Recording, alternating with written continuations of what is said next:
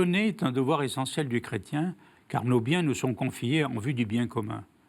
Ce principe doit devenir central dans nos vies, avec le don de notre temps et de notre disponibilité personnelle. Mais le domaine le plus immédiat d'application, c'est le don d'argent. Il est apparemment simple, mais pose des questions à beaucoup de personnes, et notamment dans un pays à fiscalité élevée comme la France. Combien donner et à qui, ce sont là des questions qu'il faut se poser. Plus on a reçu de moyens, bien sûr, plus on doit veiller à ce que ces moyens soient utilisés en vue du bien commun. C'est le principe catholique de la destination universelle des biens.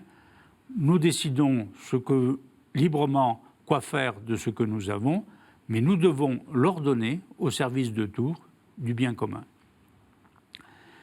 Il est de notre responsabilité, notamment, de déterminer combien et à qui donner en fonction de notre position et de notre vocation propre. Nous avons bien sûr un premier niveau d'obligation, c'est ce qui résulte de notre devoir d'État et en premier lieu le souci de notre famille. Le cadre de vie de la famille dépend de notre position dans la société et des usages à apprécier en conscience. Il y a des dépenses qui permettent de remplir dans la société le rôle positif qu'elle attend légitimement de celui qui a reçu des moyens surtout importants. Et donc, au-delà de nos obligations strictes, nos ressources peuvent être ensuite utilisées pour 3 grandes catégories: faire d'autres dépenses, investir ou donner.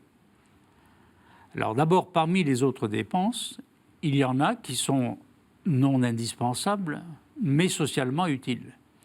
Ça peut être le maintien de certains styles, y compris de vêtements, l'encouragement évidemment à des moyens culturels, la construction de maisons, si possible belles, l'artisanat d'art, etc. Ça peut aller aussi l'acceptation d'un certain rôle public qui est rendu possible par ces moyens. La tradition chrétienne a toujours considéré que c'était acceptable et bénéfique parce que ce sont des dépenses que la société attend dans son fonctionnement de manière plus ou moins explicite de celui qui a un certain revenu ou une certaine richesse. Il y a ensuite l'investissement. Investir, c'est créer des moyens de production d'une richesse collective future. C'est donc en soi bon. Certains disent que ce n'est pas altruiste, puisque si vous investissez, vous attendez que ça vous rapporte. Mais cette considération ne diminue pas l'ordination de l'investissement au service du bien commun, si, bien sûr, on tient compte de critères de jugement larges dans son investissement, qui ne sont pas limités aux seuls résultats financiers, et notamment qu'on l'entoure de considérations éthiques. De plus, si on accumule une richesse de façon judicieuse, on se crée des moyens qui, si la Providence le veut, nous permettront par la suite d'aider plus encore le bien commun. Il faut que certains donnent et peut-être même se dépouillent, comme il a été demandé au jeune homme riche. Mais en même temps, la richesse qui existe et qui est en soi utile ou à développer doit être gérée au mieux. Donc, il est bon que ça soit par des gens responsables et bienveillants. Investir peut être une vocation majeure.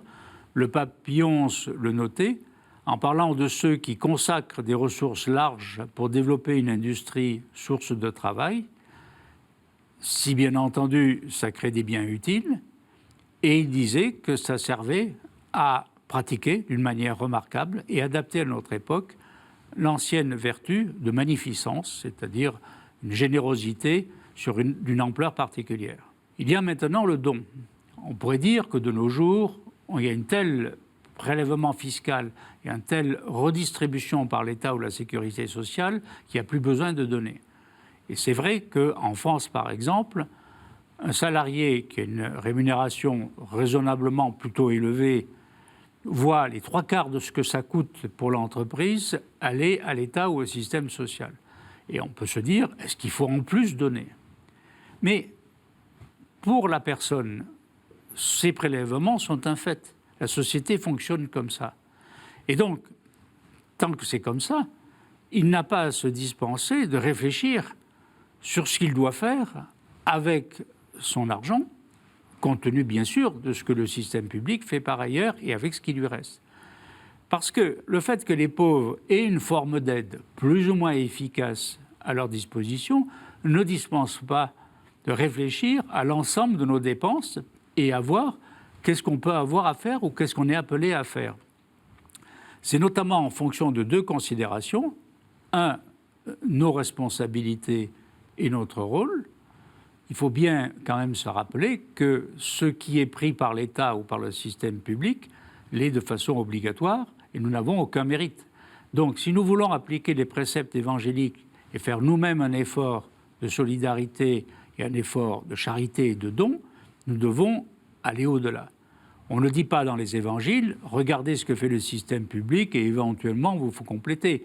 On dit, regardez le pauvre, le nécessiteux qui est à côté de vous et donnez. La seconde considération, évidemment, c'est que la relative inefficacité de l'action publique, notamment dans le cas des plus déshérités, des exclus.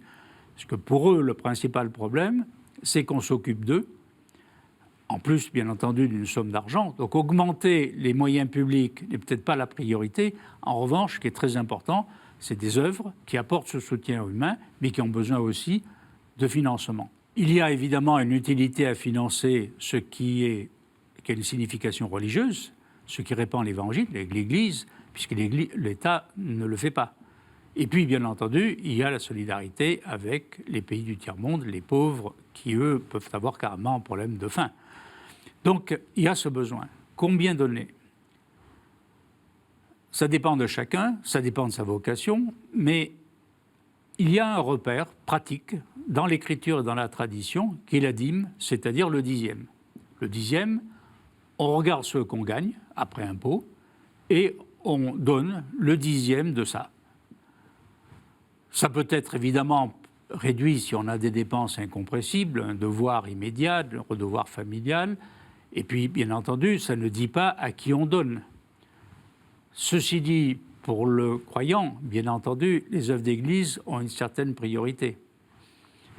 En même temps, il y a la question de la déduction fiscale. Vous savez qu'en France, pour ceux qui payent l'impôt sur le revenu, les 2/3 peuvent être récupérés puisqu'on peut déduire les dons de l'impôt sur le revenu. De ce fait, l'effort n'est plus que le tiers de ce qu'il était dans le montant initial. Certains disent que ce ne sont pas des purs dons. Non, c'est bon de déduire. D'abord parce que ça permet, tout simplement et concrètement, de donner 3 fois plus. Puisque si vous faites un effort de 300 en donnant au denier à l'Église, vous avez un effort de 100. Alors que si vous donnez 100 à la quête, vous n'avez donné que 100. L'effort est le même, mais vous avez donné le triple. Donc il y a une logique à donner en déduisant fiscalement. C'est non seulement tout à fait licite, mais c'est beaucoup plus efficace.